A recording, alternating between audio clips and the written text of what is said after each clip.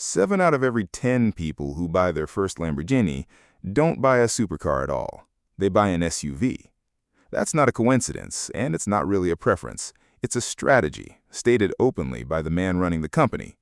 When Lamborghini launched the Urus, its CEO said the quiet part out loud. The Urus wasn't built to be Lamborghini's flagship. It was built to be Lamborghini's front door. Get someone into the brand at the cheap end, and the real business begins the moment they walk back in for something else. So here's the question this video actually answers, and it's not the one you think you're asking. You typed in cheapest Lamborghini because you wanted to know the smallest number that gets you into the club. But the honest answer to that question depends entirely on which Lamborghini you mean. And once you see why the answer keeps changing, you'll understand that cheapest Lamborghini was never really a price. It's a category the company invented on purpose, engineered to feel like a bargain while functioning as a business funnel. Let's take it apart. Not the fantasy, the actual money, the actual math, and why the cheapest way into this brand might be the single most expensive decision in it. Ask 10 people what the cheapest Lamborghini is, and you'll get 3 different, all defensible answers, and the fact that the question doesn't have one clean answer is itself the first clue that something strategic is going on. Answer 1, the Urus SE. As of the current model year, Lamborghini's plug-in hybrid super SUV starts at a base MSRP of around $252,000, technically the lowest sticker price in the entire current lineup. This is the newest and most surprising answer, because for most of the brand's history, the SUV wasn't even in the conversation. Answer 2, the Huracan. For years, this was the automatic answer, the small, mid-engined, V10-powered entry supercar, historically starting somewhere in the low 200,000s.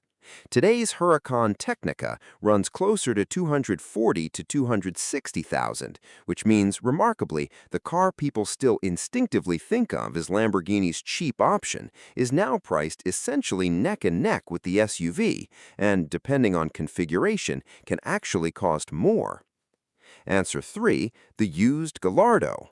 This is the answer nobody asks for, but the one that actually gets people behind a Lamborghini steering wheel for the least money. Lamborghini's previous generation entry supercar, built from 2003 to 2013, can now be found on the used market for well under $100,000, some examples closer to $55,000 to $90,000. It is, by a wide margin, the actual cheapest real Lamborghini you can own today. 3 answers, 3 completely different financial stories, and the fact that Lamborghini itself doesn't clearly market one of them as the affordable one tells you something.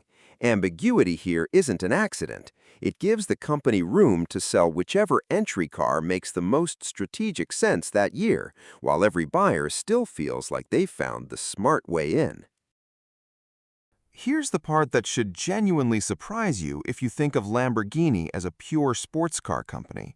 The SUV isn't a side project, it's carrying the business. When the Urus launched, it didn't just add a new model, it fundamentally changed who could plausibly own a Lamborghini at all. A 2-door V10 supercar has a small addressable market, people willing to live with a low ride height, 2 seats, and 0 cargo space every single day. An SUV with the same badge has almost none of those constraints. It seats a family. It clears a speed bump. It can be a daily driver in a way a Huracan simply cannot. The result was immediate and dramatic.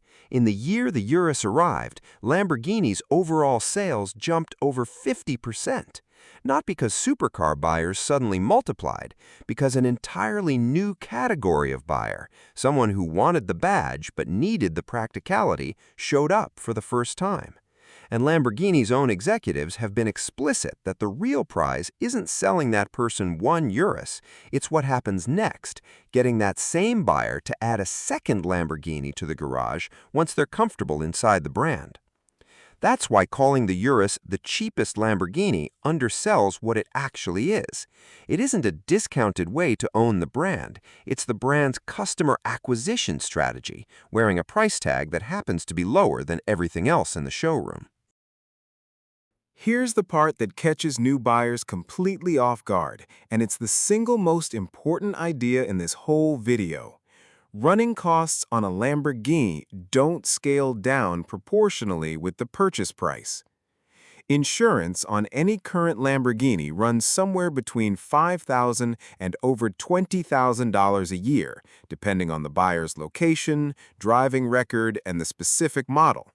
Routine maintenance averages $1,000 to $2,000 a visit, and the big one, carbon ceramic brake replacement, which every serious Lamborghini eventually needs, frequently exceeds $10,000 on any model in the lineup, cheap or not. Now, do the math on what that means in relative terms. On a $600,000 Revuelto, a $10,000 brake job is genuinely a rounding error, under 2% of the car's value. On a $250,000 Urus SE, the same $10,000 brake job is a meaningfully larger bite of a smaller number. The cheap Lamborghini owner is paying nearly the same running costs in absolute dollars as the flagship owner on a car worth less than half as much. Percentage-wise, entry-level ownership is often the most expensive tier in the lineup, not the least. This is the trap baked into the word cheapest. It describes the sticker price. It says nothing about the bill that arrives every year after that, which is set by what the car fundamentally is, a hand-built, low-volume, exotic parts machine, almost regardless of which specific model you picked. Theory is easier to trust with real figures attached, so let's build out 5 years of ownership on each of the 3 cheapest Lamborghini answers and see what the money actually does. Path 1. New Urus SE. Base price around $252,000, though a realistically configured example lands closer to $280,000 to $300,000 once you've added the options a dealer will walk you through. Call it $290,000 out the door. Insurance at a mid-range figure of $12,000 a year comes to $60,000 over 5 years. Routine maintenance at roughly $1,500 a visit, twice a year, adds $15,000. Budget one major brake service across that period at $10,000. All-in running costs, roughly $85,000 over 5 years, on top of the purchase price, and that's before any depreciation, which on a mass-produced luxury SUV in a segment with real competition is real and ongoing, typically landing the car's value 40 to 50% below what you paid by year 5. Path 2. New Huracán Tecnica. Base around $250,000, realistically configured closer to $280,000. Insurance runs somewhat higher on the 2-door supercar than the SUV. Call it $15,000 a year, $75,000 over 5 years. Maintenance and brakes track similarly to the Urus, another $25,000 across the period. All-in run-in costs, roughly $100,000 over 5 years. But here's where the Huracan has a real advantage, the Urus doesn't.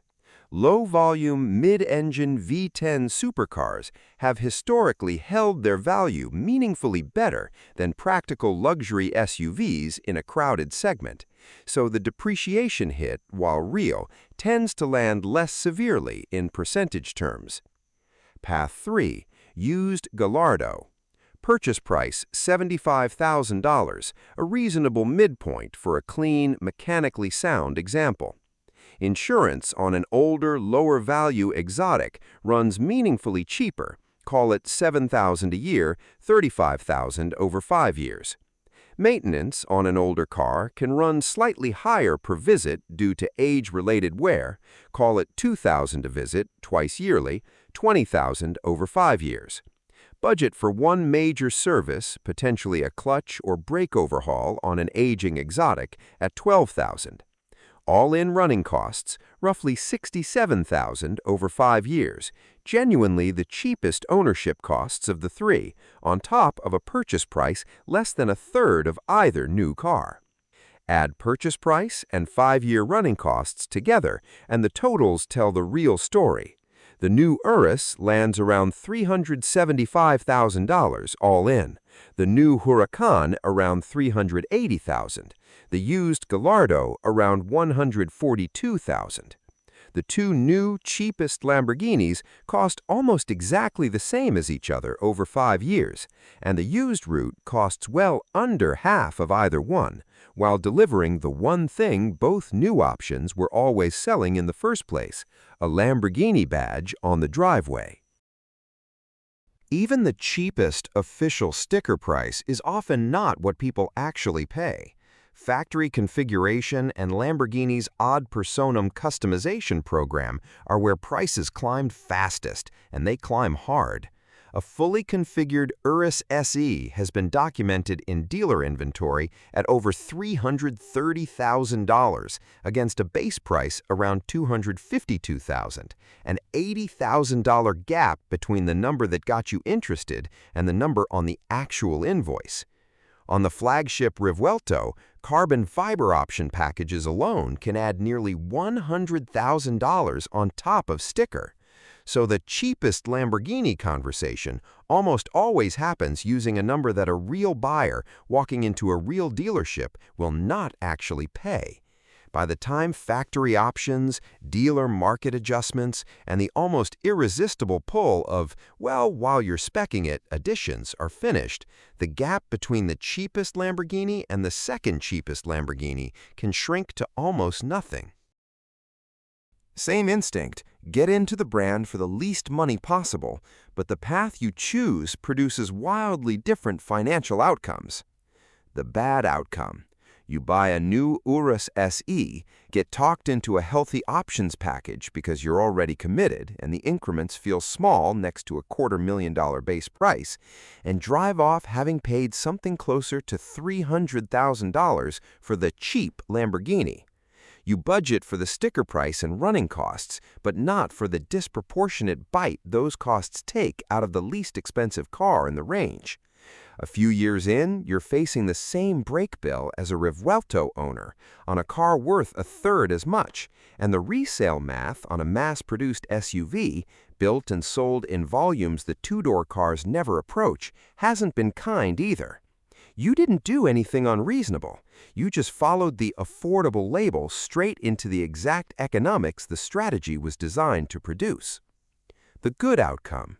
You skip the new car conversation entirely and buy a well-documented, mechanically sound used Gallardo for somewhere between $60,000 and $90,000, genuinely less than half of any new Lamborghini starting price, new or cheap. You accept an older platform and fewer modern conveniences in exchange for a real, badge-correct V10 Lamborghini ownership experience at a fraction of the entry cost. Your running costs are still real, this is still an exotic car, but they're being measured against a purchase price low enough that the percentages make sense again. You got the actual thing millions of people mean when they say, I want to own a Lamborghini, for less money than a nicely optioned pickup truck, and without ever touching the funnel the new car pricing was built to pull you through. Same goal, same brand. One buyer paid full price for the entry point the company engineered. The other buyer found the side door. None of this makes the Urus a bad car, and it's worth being fair about why so many people walk straight into this funnel anyway, with open eyes. For a genuinely large number of buyers, the SUV solves a real problem no Huracan or Rivuelto ever could. It's a Lamborghini they can actually drive every day, to actual places, with actual passengers and cargo. That's not a consolation prize. For plenty of owners, it's the entire point. A two-seat, low-slung V10 supercar that can't clear a steep driveway is a weekend toy. An SUV wearing the same badge is transportation with a story attached, and that combination is worth a real premium to the people buying it. And the funnel framing, while accurate from the company's side, isn't necessarily a bad deal from the buyer's side either. Many Urus owners describe it exactly the way Lamborghini hoped they would, as the comfortable, sensible way to join a world they always wanted access to, with the two-door supercar becoming a genuinely considered second purchase a few years later, rather than a bait-and-switch they regret. If you were always going to end up owning two Lamborghinis eventually, starting with the practical one and letting the brand relationship develop naturally isn't a mistake. It's just the strategy working exactly as intended on someone who is always the intended customer. There's also a fourth path worth mentioning because it reveals just how deliberately Lamborghini has built out every possible entry point into the brand: renting one. Exotic rental operators now offer Huracan convertibles for around $1,100 a day, not remotely an ownership strategy, but a genuine, sanctioned way to experience the badge for a few $100s instead of a few $100,000. The existence of that option, sitting alongside the SUV, the entry supercar, and the used market, shows a brand that has methodically built a price ladder with a rung at almost every income level someone might realistically want to step onto. Cheapest Lamborghini isn't one answer, because the company never intended it to be. It's a spectrum of entry points, each calibrated to catch a slightly different kind of buyer on their way toward eventually owning more than one. Step back for a second and think about who actually types cheapest Lamborghini into a search bar, because the query itself is more revealing than any of the answers. Nobody researching a Toyota asks what the cheapest Toyota is with this kind of curiosity. The question implies the asker already understands they're approaching the outer edge of what they can justify and is looking for permission as much as information. That's a fundamentally different search than best Lamborghini or fastest Lamborghini, which come from people already comfortable in the price range and shopping on other criteria entirely. Cheapest is the word of someone doing math in their head, trying to find the smallest number that still counts. And that's exactly the customer Lamborghini's pricing strategy is built to catch. The Urus's entire value proposition to the company isn't the $252,000 it costs on day one. It's the fact that person exists at all, now inside the ecosystem, on the mailing list, invited to track days, introduced to the ownership community, sitting one comfortable financial decision away from adding a second car to the garage. The cheapest Lamborghini search isn't really a question about price. It's the first move in a relationship the company has spent years designing, and understanding that is worth more than any specific dollar figure this video could give you, because next year's cheapest Lamborghini will be a different car at a different price aimed at catching the exact same search. So what's the actual cheapest Lamborghini? Officially, today, it's the Urus SE at roughly $252,000. Historically and colloquially, plenty of people will still tell you it's the Huracan.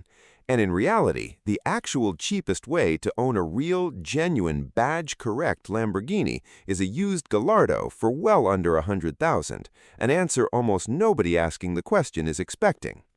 3 correct answers to one question is the whole story of this video.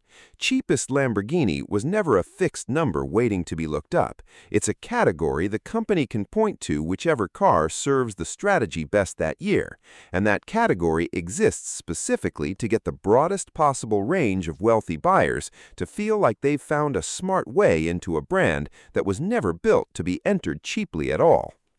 That's the trick hiding in plain sight in the word cheapest. It isn't describing a discount. It's describing the exact price Lamborghini calculated the largest number of new customers could stretch to say yes to, engineered down to the dollar, refreshed every generation, and pointed on purpose at the door that leads to everything more expensive behind it. So if you're chasing the cheapest Lamborghini, the real question was never which model wears the lowest sticker. It's whether you want the badge, the running costs, and the funnel that comes with buying new, or whether you'd rather skip the front door entirely and buy the real thing 10 years old through the side.